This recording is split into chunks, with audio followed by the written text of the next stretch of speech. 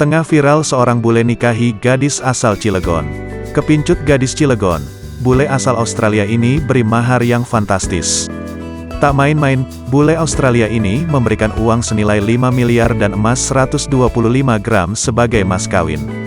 Sontak pernikahan bule dengan gadis asal Cilegon ini langsung viral setelah diunggah di akun Instagram @info_Cilegon, Jumat, tanggal 22 Oktober tahun 2021. Diketahui mempelai wanita yang bernama Shans merupakan alumni dari SMA Negeri 1 Cilegon. Sedangkan sang mempelai pria yang bernama James seorang WNA asal Australia. Kemudian dikutip dari video yang beredar di TikTok akun @tplatinumwo Selasa, tanggal 19 Oktober tahun 2021, lalu, terlihat bagaimana mewahnya prosesi pernikahan Shans dan James tersebut. Keduanya nampak memakai baju pernikahan berwarna putih. Bahkan dalam acara akad itu, nuansa adat Indonesia masih dipakai. Hal itu terlihat dari cara James menyapa keluarga calon istrinya. James juga memakai bahasa Indonesia saat mengucap ijab kabul di depan penghulu.